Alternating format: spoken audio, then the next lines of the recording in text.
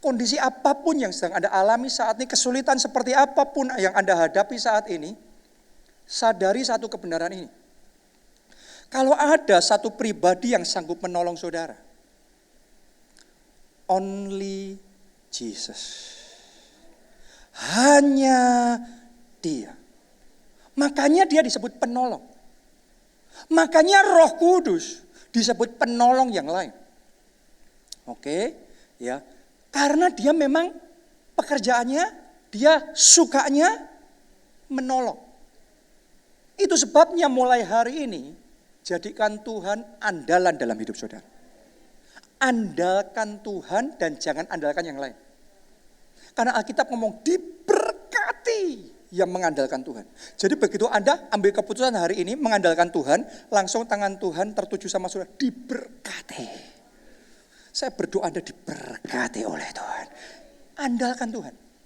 Dimulai dari mengandalkan Tuhan. Jangan andalkan manusia, jangan andalkan yang lain. Kita baca Yesaya 31. Ayat 1 sampai ayat yang kelima. Ditulis begini. Celakalah orang-orang yang pergi ke Mesir minta pertolongan. Maksudnya apa? Di masa itu Mesir itu negara superpower. Topnya. Jadi negara-negara lain kalau terdesak minta pertolongannya sama Mesir. Tapi firman Tuhan ngomong begini, celakalah orang-orang yang pergi ke Mesir minta pertolongan. Yang mengandalkan kuda-kuda, yang percaya kepada keretanya yang begitu banyak, dan kepada pasukan berkuda yang begitu besar jumlahnya, tetapi tidak memandang kepada yang Maha Kudus Allah Israel dan tidak mencari Tuhan. Jadi firman Tuhan ngomong, kalau berperang, ya kamu mengandalkan kereta, mengandalkan kuda, mengandalkan senjata, tapi kamu tidak mencari Tuhan, kamu tidak mengandalkan Tuhan. Alkitab ngomong, itu celaka. Hari ini saya mau ngomong sama saudara, dalam perjuangan kita butuh koneksi, kita butuh uang, kita butuh berbagai macam hal. Ya, tapi saya mau ngomong, itu semua hanya alat. Bicara tentang harapan, bicara tentang andalan dalam hidup kita. Cuma boleh satu, Yesus. Pastikan hati saudara hanya mengandalkan Tuhan. Jangan andalkan manusia, jangan andalkan yang lain. Amin. Ayat yang ketiga.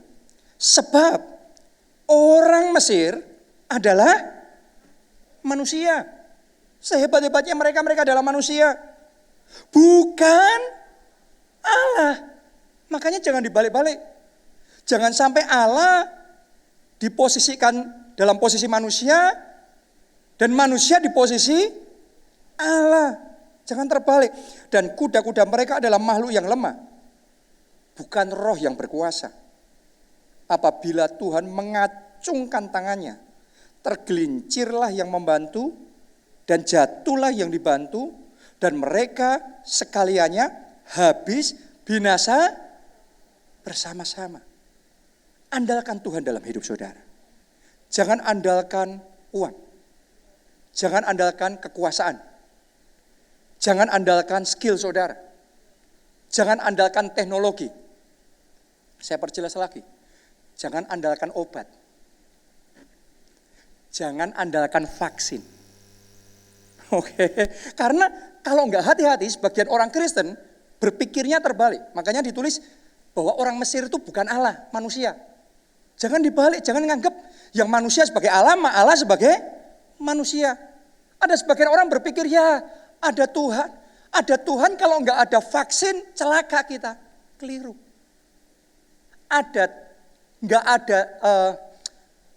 Ada vaksin, tanpa Tuhan pun celaka bisa datang.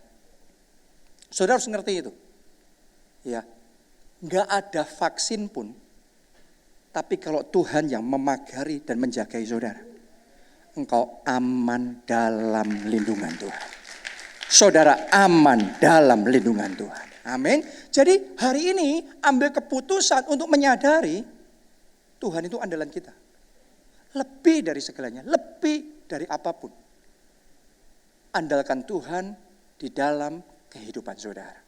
Jadikan dia sumber pertolongan saudara. Kita baca ayat yang keempat. Sebab beginilah firman Tuhan kepadaku, seperti seekor singa. Semuanya katakan singa. Ya, atau singa muda menggeram untuk mempertahankan mangsanya dan tidak terkejut mendengar teriakan seluruh pasukan gembala yang dikerahkan melawan dia dan tidak mengalah terhadap keributan mereka. Demikianlah Tuhan semesta alam akan turun berperang untuk mempertahankan Gunung Sion dan bukitnya. Wow. Kalau dia yang mempertahankan saudara, kalau dia yang berperang untuk menjaga saudara, singa Yehuda yang maju di pihak saudara, saya mau ngomong sama saudara, kita aman, kita selamat.